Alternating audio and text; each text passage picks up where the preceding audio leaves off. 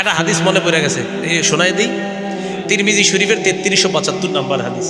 এক সাহাবা নবীজির কাছে আসছে, আসার পরে কয়, ইয়া রাসূলুল্লাহ ইন্না শারা'i আল ইসলাম ক্বাদ কাসুরাত আলাইয়া। হুজুর, ইসলামের এত বিধিবিধান আমি মুখস্থ রাখতে পারি না। কত সহজ সরল দেখেন। নবীজি কয়, তো কি করবো এখন কও?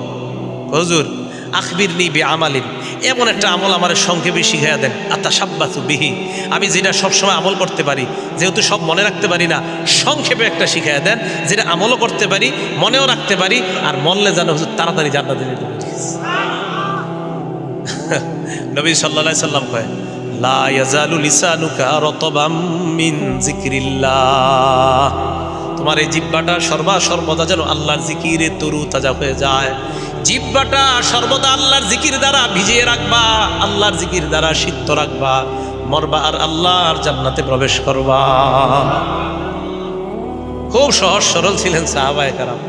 যাক, বলতেছিলাম তো, হুজুর লুঙ্গিটা ছাড়া আমার কিছু নেই।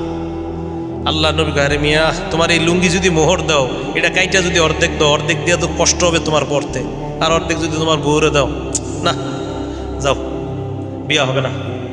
কথা কিন্তু শেষ। নবীজি ডাক দিলেন, এই শোনো শোনো শোনো, হাল মা কামিলাল কোরআন, বিমাজা মা কামিলাল কোরআন, অথবা মা কামিলাল কোরআন, কোরআনের কিছু পারোনি তুমি? সাহাবা কয়, হুজুর জি, সূরাতুল কাজা ওয়া কাজা, ওই সূরাটা আমার মুখস্থ আছে। আল্লাহ রাসূল কয়, মাল্লাকতুকা হা বিমা মা কামিলাল কোরআন, শুধু কোরআনের কয়েকটা সূরা মুখস্থ পারো, এটাই মোহরানা ধরে তুমি এই মেয়েটাকে শিখাইয়া দিবা, বাস এটাই মোহরানা, মেয়েটাকে তোমার সাথে আমি বিয়ে দিয়ে দেব।